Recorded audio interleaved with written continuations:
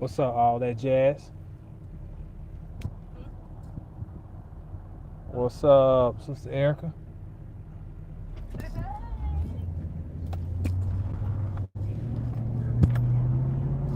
Girl, who was that?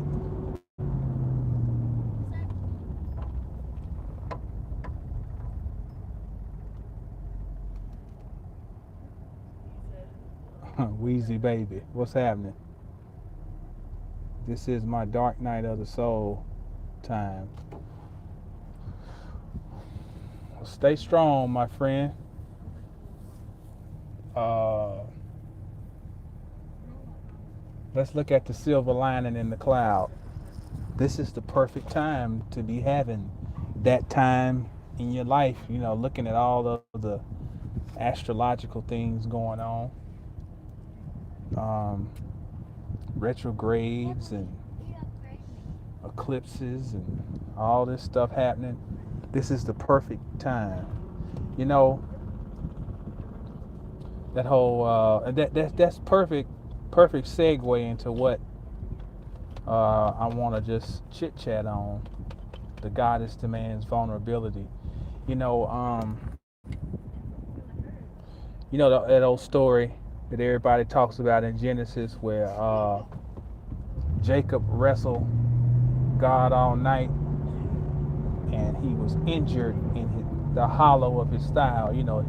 His hip was injured. Just think about that. What that represents. Your hip is integral in helping you stand up. Okay, you look at an old person who's got a hip injury, and you look at an old person who's got a hip injury, and you'll notice how they walking all humped over, and it's hard for them to move. And what's happening? Can't see your name because I'm driving, but peace. Um,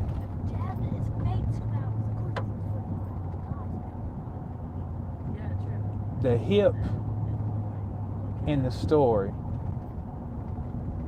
if it's injured, that means that he's not able to stand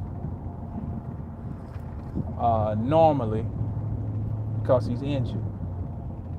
That means the lower part of him has been somewhat subdued. I just stop right there and let that marinate.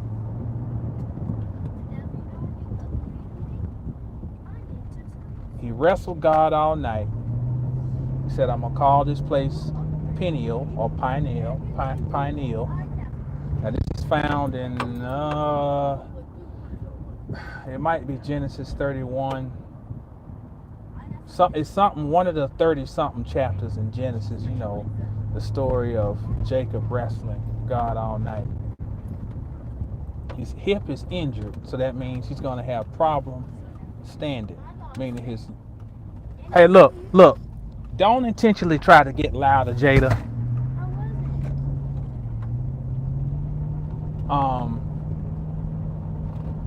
He's going to have problems standing. That means his lower part of him is not as prominent, and it's going to be more subdued. Okay?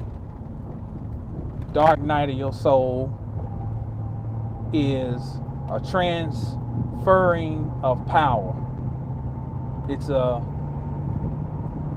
developing of power. It's a realization of power. Okay? Now, if Jacob is injured in the story, although we always look at it from the standpoint of, oh, he wrestled God and he strove with God and he was illuminated, but he was only that marinate. Okay. For him to be able to be injured, this is the great mystery of the story, is that he had to be vulnerable. the goddess demands vulnerability. So let me tell you a little personal story. For the past 2 months, I was on, I guess we'll call it a workcation. I was in North Carolina visiting my family. So Friday, we get on the highway heading back to Texas. Now that's I'm gonna say about a 20-hour drive. Ain't no joke. We get on the road, I guess like 10 something, leaving North Carolina. And first of all, I picked up the trailer on Thursday. And because I had to hook up a trailer on the back just to bring back, amongst other things, all these books that I bought while I was in North Carolina. On top of the books that I carried with me up there, I carried a tub of books. Ain't no telling how much extra money I spent on gas just because I had this big old tub of books in the back of my truck. Well, I got so much stuff, and then toys that my mama had given me and stuff for the babies and all types of other stuff I had accumulated while there. I had to get a little 5x8 trailer and hook on the back to get everything, to move everything back to Texas. Okay. Guy checks the trailer before I take it and pay my money, and he tells me everything in order. All the lights are working, everything. I pull off, square business. Get back to the house, unhook the trailer, park it in a little spot, go out there Friday morning.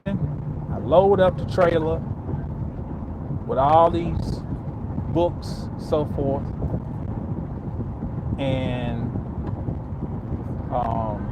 I hook it up. We're behind.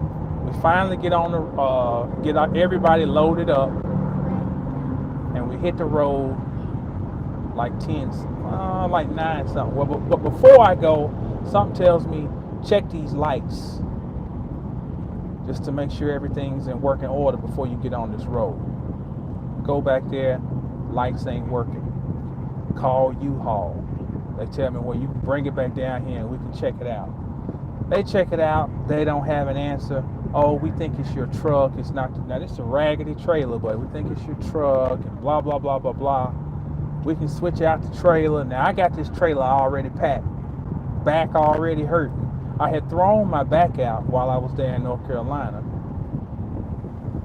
which is another aspect of having to be, made me be vulnerable. Okay. So I'm like, I had to make a business decision. I got 4 kids in the car, got my wife in the car. This trailer is packed. Do I want to unload this thing, load up another one, and take my chances? I decide not. I said, okay, this is what we're going to do.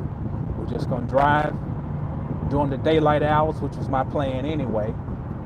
And we're going to get as far as we can go. We'll stop. We'll get up in the next morning and we'll finish our trek back to Texas.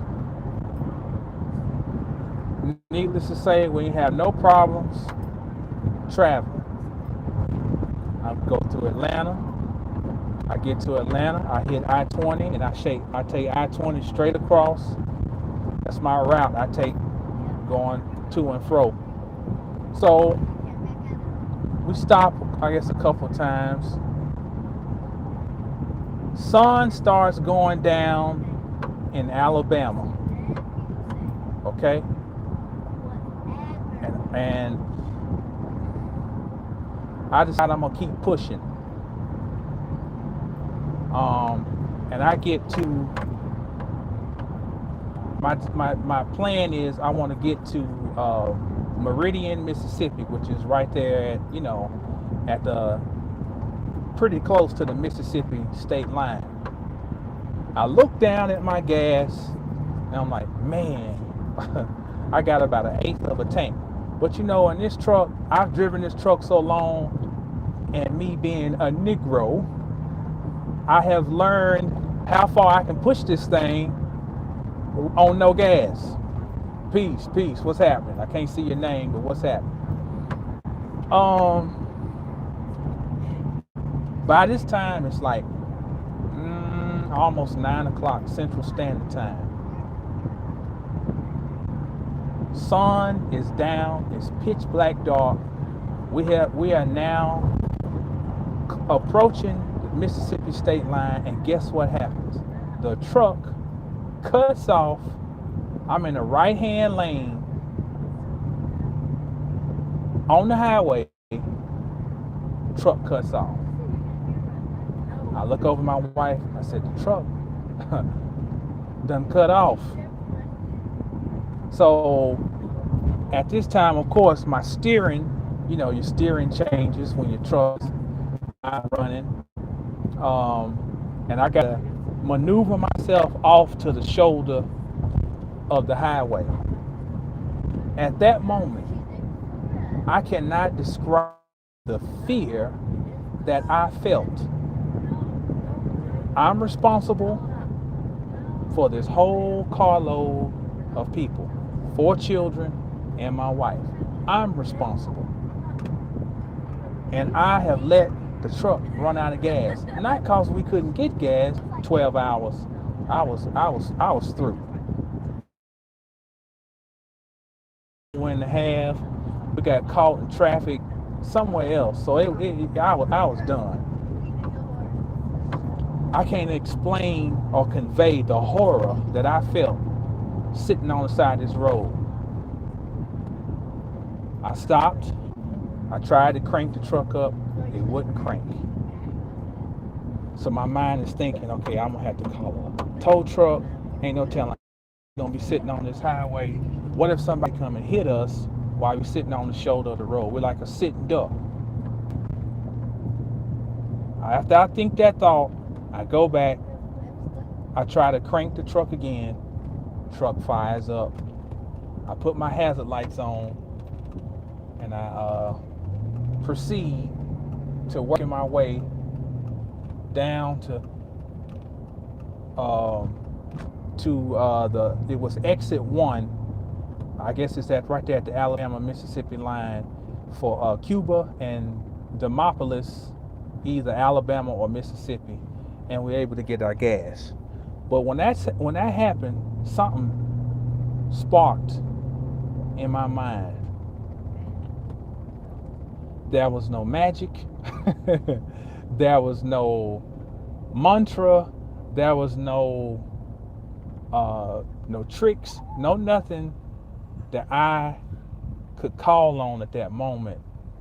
I was absolutely vulnerable and was afraid. Now, one advantage that religious people have over us who call ourselves or fashion ourselves to be some form of conscious is that they still know that they're vulnerable. Now let that marinate for a minute. But some people ain't gonna like that. Some people don't want to hear that because some people live in something called a fantasy world. And the last thing they want to do is admit that they are still vulnerable, because that says that there's still a degree of weakness about you and fallibility.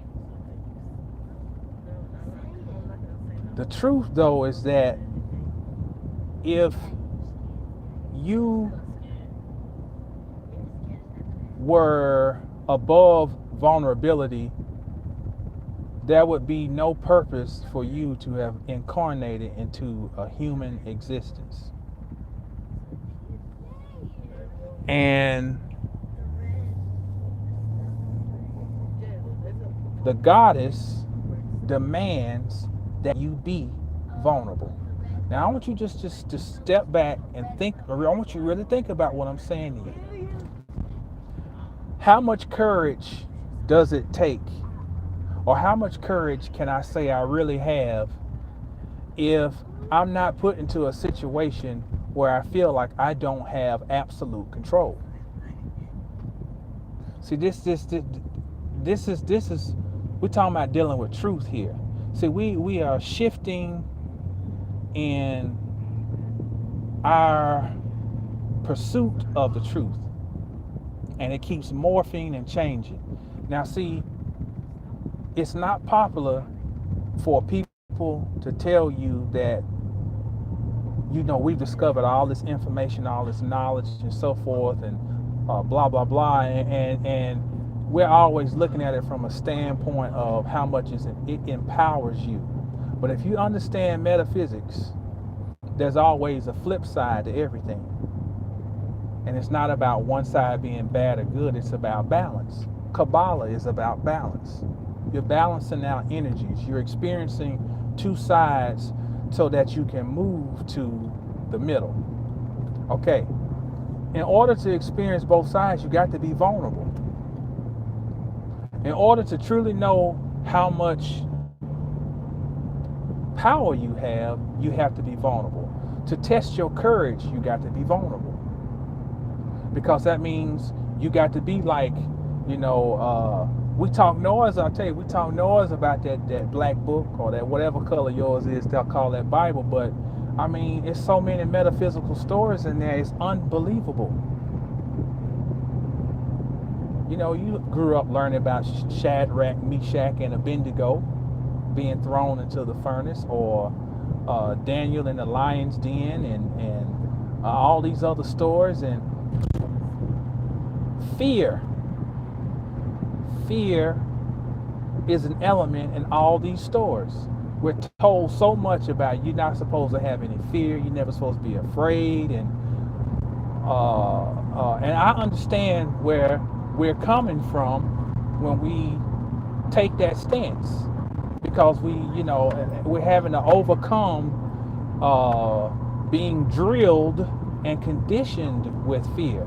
So we're having to take that stance, a counter stance to what we've been indoctrinated with. This whole reality is controlled by fear. But it does not do us any good to try to go to the extreme opposite. Again, we live in a world of duality. And it does not right one situation to try to go to the extreme of it.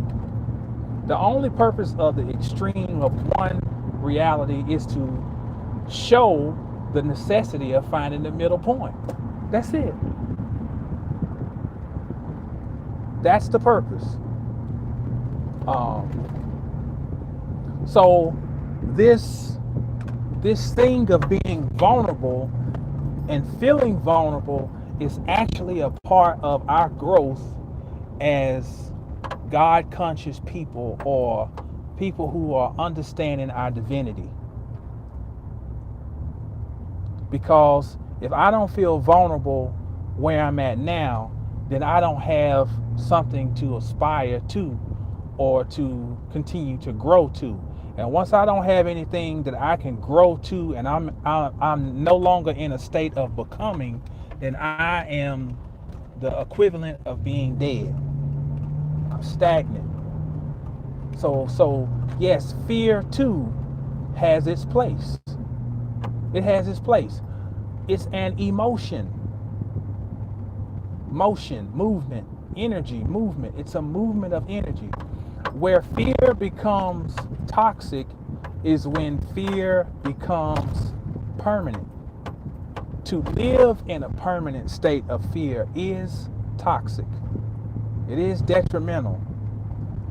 But to experience it and to feel it, that ain't nothing you got to sit around here and try to pretend that you ain't. Man, I'm trying to tell you, I was scared. I was scared. I ain't had no heat on me. So I'm thinking about, I'm thinking about what part of the country I'm in. I mean, all these things run through my mind in that brief moment. Now, I didn't go and panic. I didn't panic. Oh, what are we going to do? No, but in my mind, you know, I'm like, man, this is not a good situation. But let me tell you the flip side of what I saw, though. What I saw in that moment. I realized that a friend of mine gave me a reading like last year or so forth. And one of them said that I had a certain amount of angels who were around me all the time and always protecting me.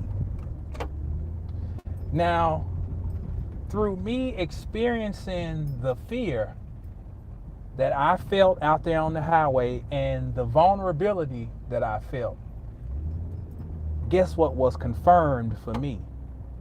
That yes, those angels are present and they are uh, actively working to make sure that they're actively working to make sure that my well-being is sustained and maintained so that I can continue to do this work.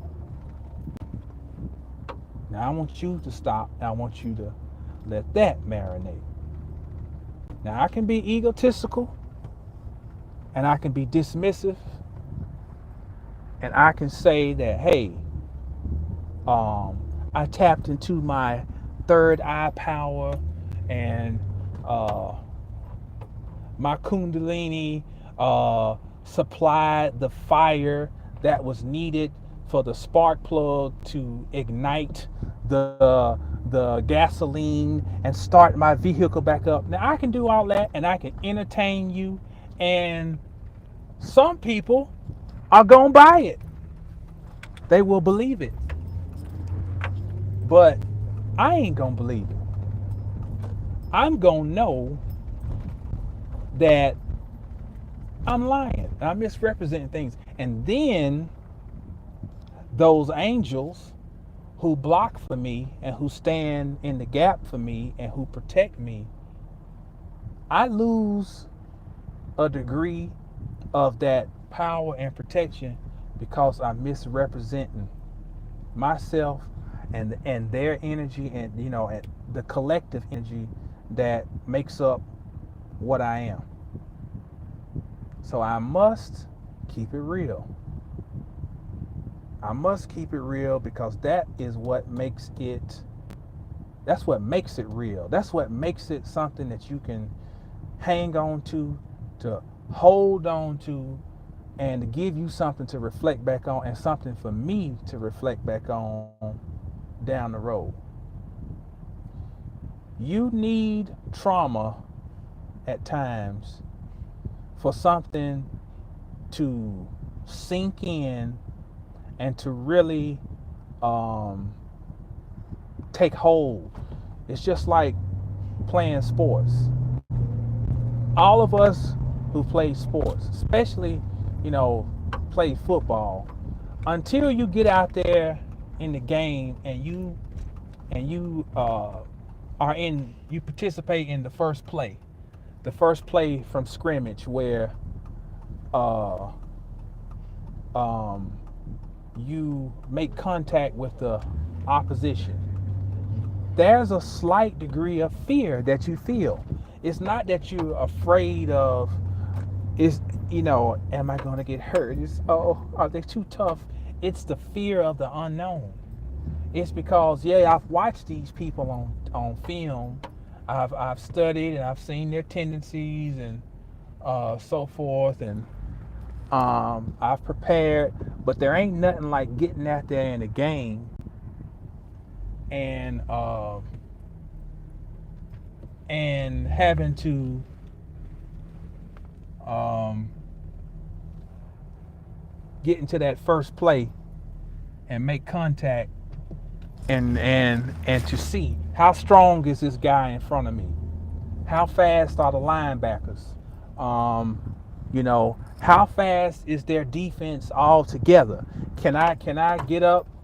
Uh, can I get up on the linebacker? Can I get up there on the safety and block these people? All these things are going through your mind. You feel confident in your abilities, but you have not tested your abilities against this particular team of players. So there's a slight degree of fear. But when I get out there and I had that first bang, and there might be a little bit of blood, there might be whatever, or you might get some paint from his helmet on your helmet. Now I am broken in, and now the game has started. It's on now. It's from here for the next 45 to 60 minutes. It's just going to be a test of willpower. Whose will is the strongest? But the actual fear has been negated. Same thing out there on that highway. Out there on that highway, I'm trying to find this little store. Out there on the highway, I had no clue how the next steps were going to be laid out.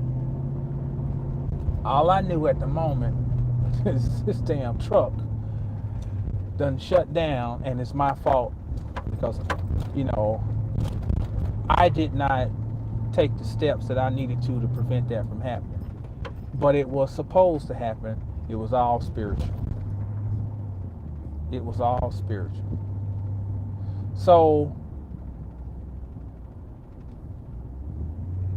if I can get I'm just gonna go off the top of my head. Why did I title this "The Goddess Demands Vulnerability"? Well, we always talk about the divine feminine and so forth and blah blah blah, and people tend to make this a gender thing, where it becomes a silent war between men and women. And these are people who call themselves conscious. Don't know their foot from their elbow. Here's the thing. The divine feminine is merely talking about the soul or the essence that's driving you and I, that it requires vulnerability. So what would be the masculine aspect? The masculine aspect is everything that's an outward expression, whether you are a man or a woman. Everything that is an exoteric outward expression is masculine.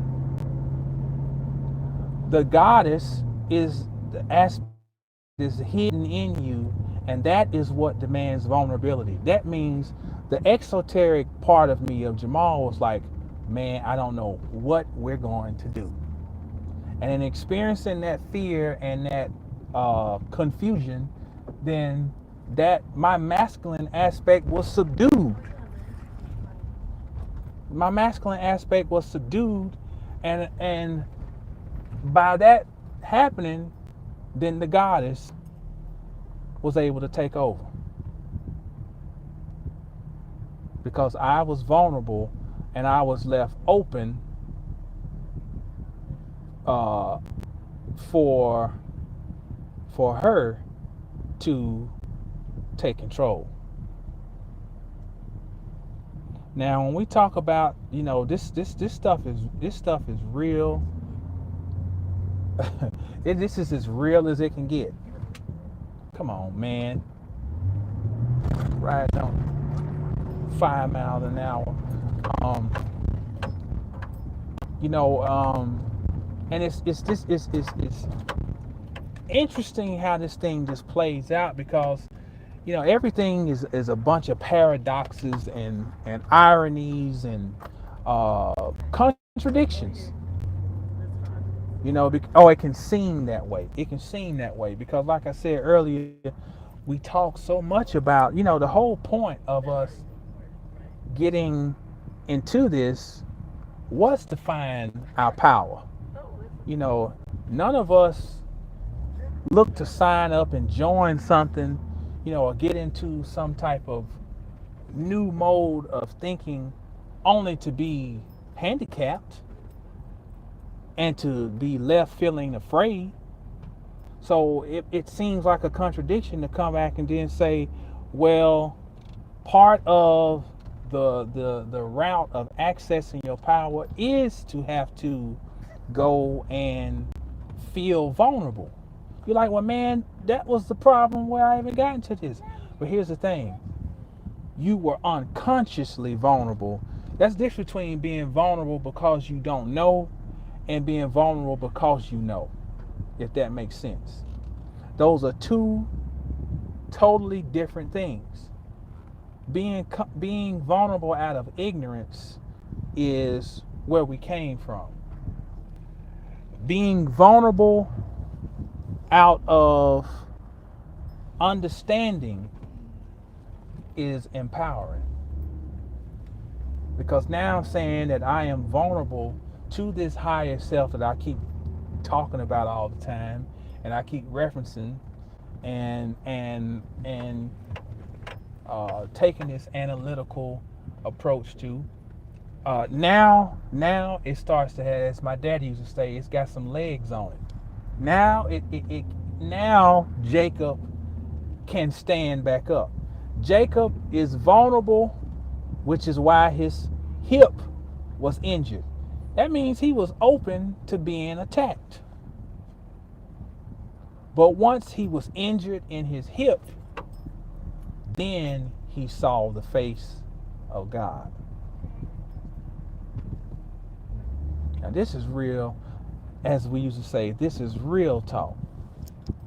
This is real talk. We can lie to ourselves and we can pump ourselves up. But am I looking for a pep rally, or am I looking for true power, true illumination, true eye-opening experiences of self-revelation? C. Freeman L., the great C. Freeman L., says identity, self-knowledge, self-realization. And we can't get past that old word that I love using called humility. I've stripped away so much of my humanity, the raw, vulnerable soul. Well, it may seem that way, but just allow yourself. I've learned to be careful not to speak in absolutes. And I understand where you're coming from, and I feel that. But I would maybe just phrase it a little differently and say I'm allowing myself to be stripped away. Because once you think that you have done it, because I have made statements like that in the past and felt like I was like, I've hit rock bottom.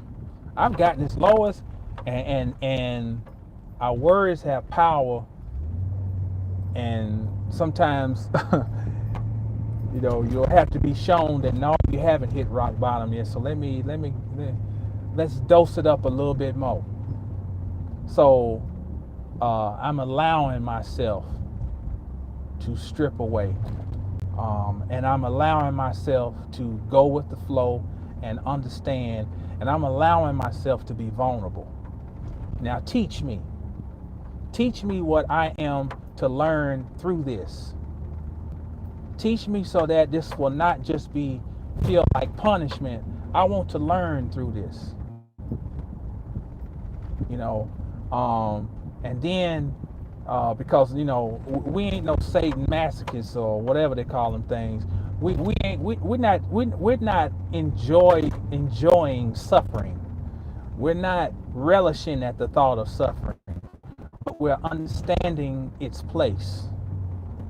We're understanding its significance, but we ain't losing sight of the fact that we're looking to get something out of our suffering. I ain't looking to suffer just for the hell of suffering. Hell, give me what I owe, or give me what I am owed. Give me what I have earned. I won't want no coal in my stocking. I want gifts.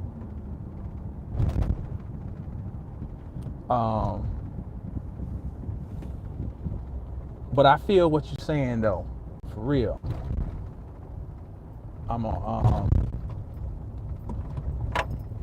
I don't know where this shop is.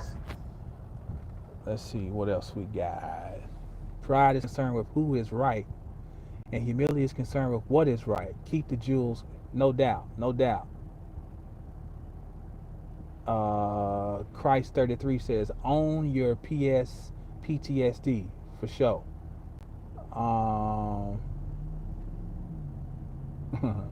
733. Right on. Yeah, so y'all know what it is. Y'all, this is an astute audience. But in this world but not of it, for sure. Romans. That's right. Be ye in the world but not conform. And that's really what it boils down to. That's right. I mean, this is my take on magic. My take on magic for me is about my ability to transform. I mean, my ability to transform is the ultimate the ultimate magic. Not my ability to transform anybody else. It's about my ability to transform myself. And if I can take my experiences and I can turn them into transformative equations for my physical and cosmic existence, then I'm working magic. Period, point blank. The ultimate magic. What's up, Candace? Let's see. How do you not let your thoughts and memories control you? By making the decision to not let your thoughts and memories control you.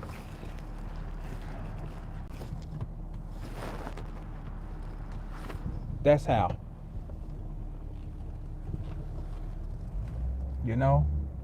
By and that's me. That comes down to practicing.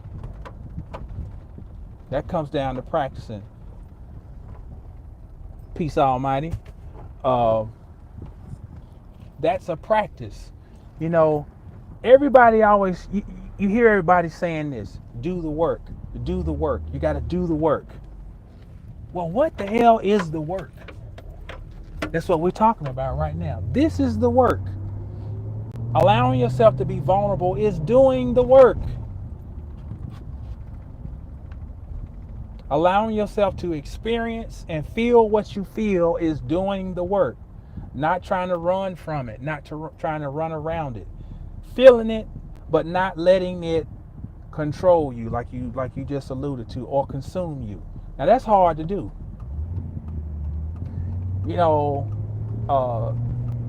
Sometimes when the thought comes up, you have to counter the thought by, even if it's an artificial or manufactured thought that you put in your head, by I'm gonna intentionally say this message in my mind to counter the thought that just popped up. And that's hard work. Especially when you're living in an existence where you're constantly having to pay bills and take care of just mundane, everyday things, to have to then structure your mind to think this thought, you know what I'm saying, as a counter to what else is going on in your mind. And this is another video we're going to talk about. We're going to talk about, what's the real conspiracy? You know, we're going to talk about what's the real conspiracy, or one aspect of of the real conspiracy. But yeah, we have to police our thoughts, and we have to put in the pot what we want to put in there, because sometimes other folk or other entities are putting their own little herbs and spices into the pot, and we don't know it. This whole thing of spirit cooking, you know it's real stuff. So if we don't have ways to offset that, then we become sitting ducks.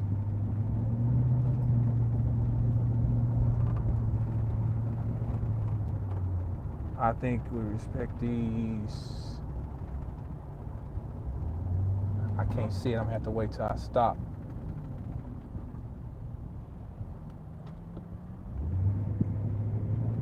But if you got some questions, throw them out there. Let me say this. Let me say this while I'm filibustering. I want to thank everybody who has been supporting and pre-ordering the copies of my book, The Lies Behind the Times, that I'll be releasing at the end of this month. So if you ordered, again, thank you. I know who you are. I got your address. I get the email. Anytime somebody orders, I get the email, pops up. So I got your address and everything, and you're going to be getting your signed copy in the mail. And I'll probably do a video when I get my first shipment in, as I open the box like a little kid on Christmas morning. That's going to be an exciting time. But I am just really overjoyed about people supporting, and it's a not misnomer, but it's a misconception that melanated people don't support each other. It's a misconception. No, there are people out here who support, and I feel the onus upon me that I got to make sure that I'm not perfect, but I got to make sure that I keep lines of communication open with people, even with the website. If I had problems with the people being able to get access to all the stuff I put up. So it's like people, they're members and thinking, well, I'm paying and I'm steadily putting stuff up, and it's so we did some things to get that rectified. But I try to make sure I keep an open line of communication, let people know that, man, I appreciate y'all supporting, and I want to make sure I do square business.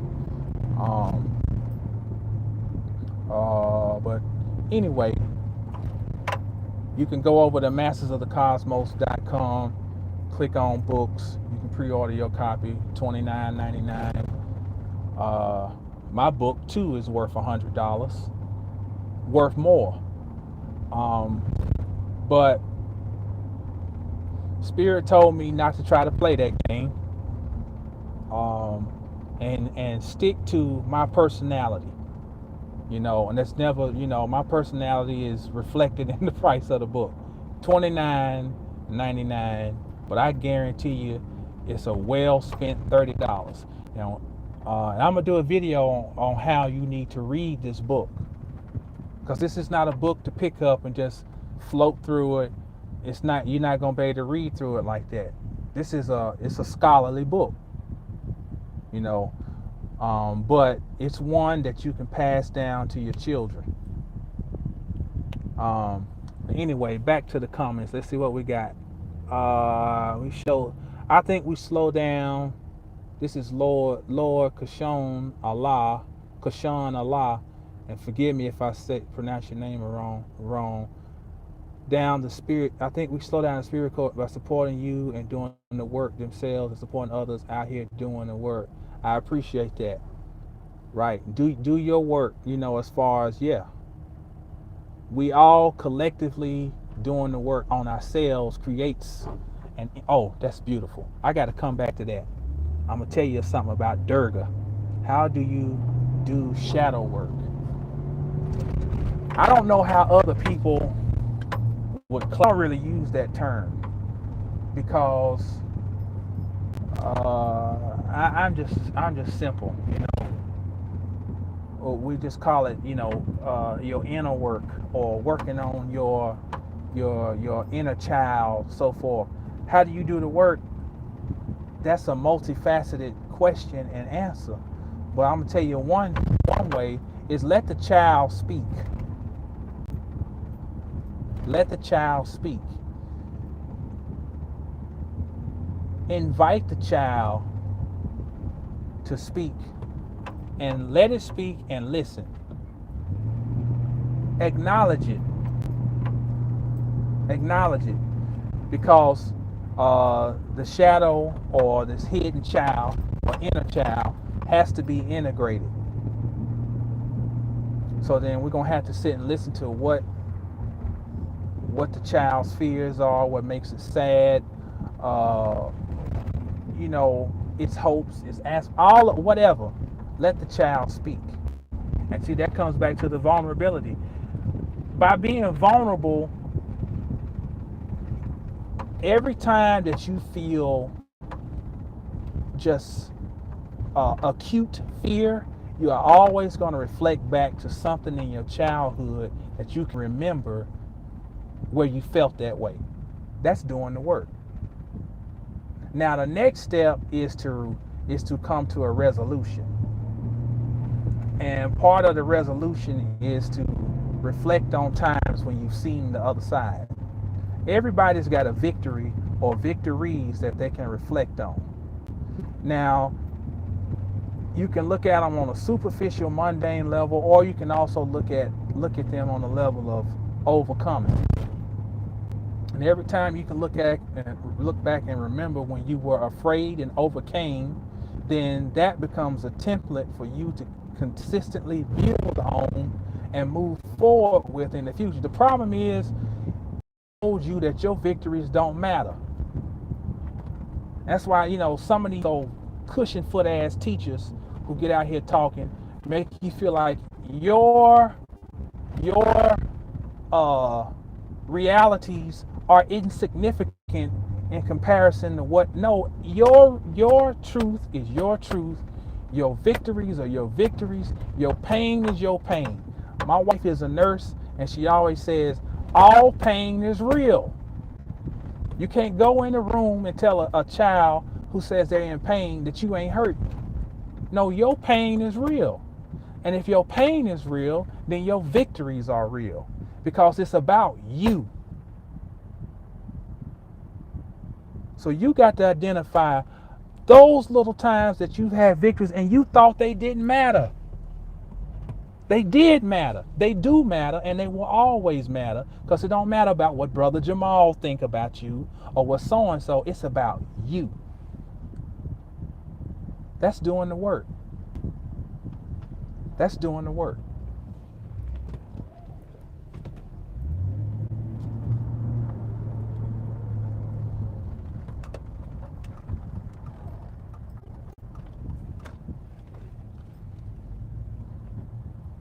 Let's see. Lunar eclipse coming towards the end of this, shifting and taking place. Be blessed. That's right. That's right.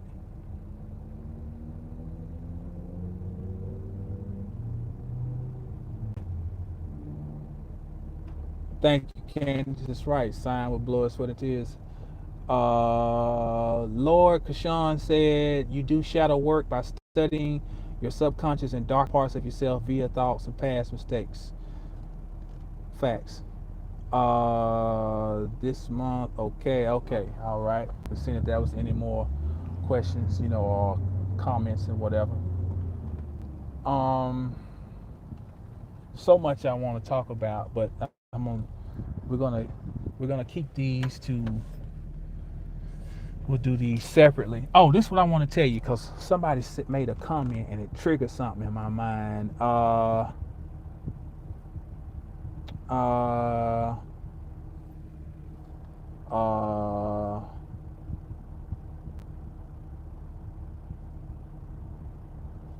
I got to find this comment because it was something.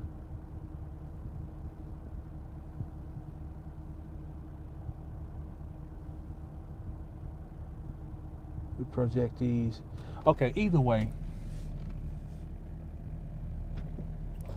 I don't know what comment I saw that made me think of this, but dang it, I wish I could remember because I don't know what triggered me to think this, and it might sound irrelevant. But if you study the goddess Durga, Durga is she a cold piece of work. Now Durga is considered to be the mother of Kali. Now we hear about Kali all the time and so forth, but Durga is supposed to be the mother of Kali and Lakshmi and some other deities. So Durga got to be that business. Now Durga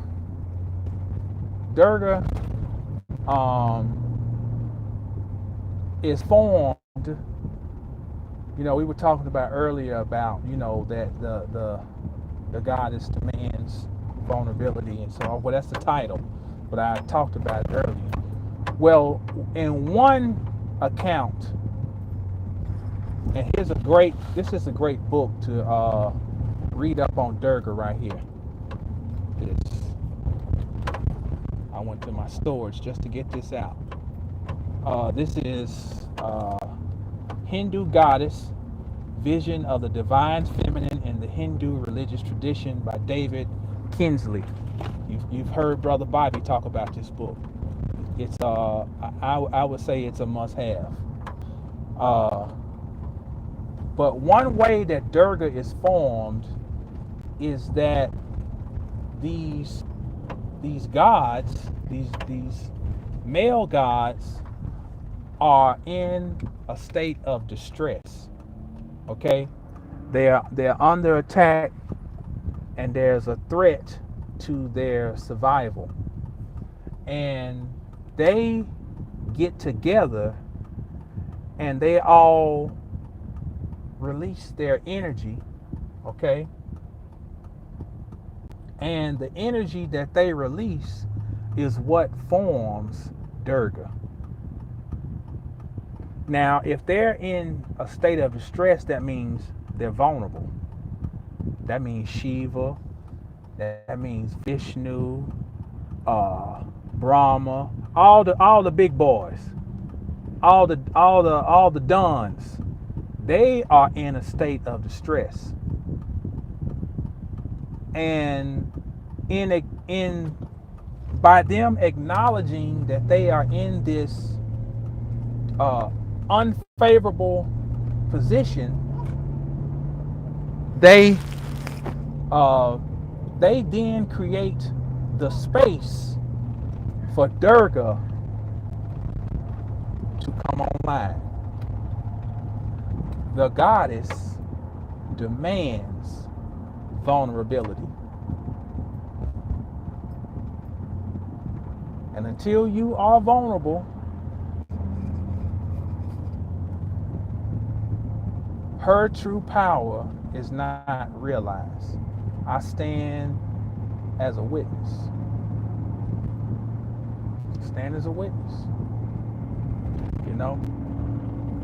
And just like you can say, oh, Brother Jamal is, he be trying to talk that Bible talk and whatever. Who cares? Who cares? But I'm gonna tell you, when you hear them Christians say no weapon formed against me, now apply that with your occult metaphysical mind. no weapon formed against me shall prosper. Think about that.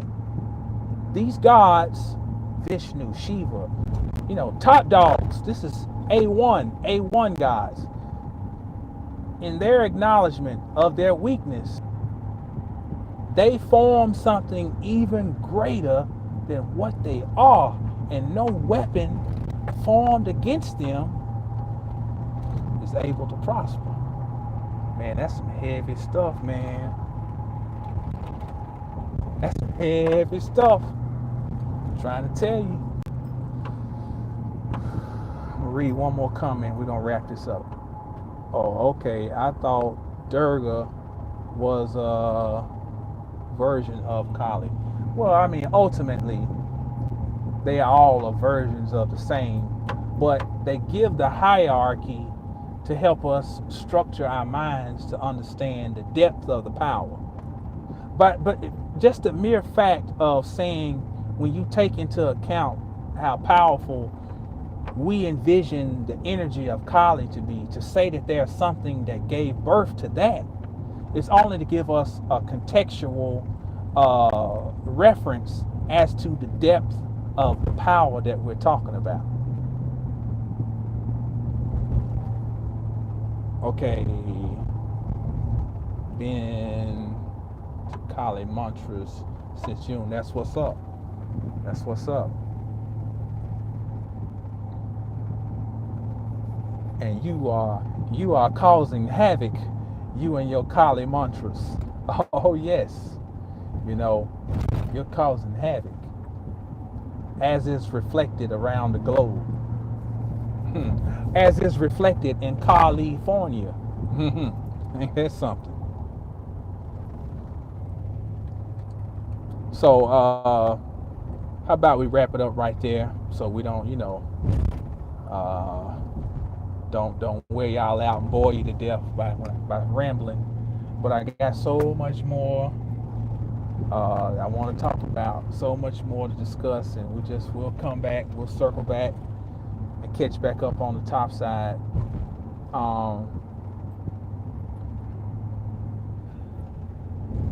I'm going to be coming out with some